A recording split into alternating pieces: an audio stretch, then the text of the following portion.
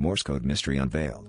Every night at 2:13 a.m., the apartment hallway outside my door pulses with the neighbors' flickering lights, each flash too deliberate to be random.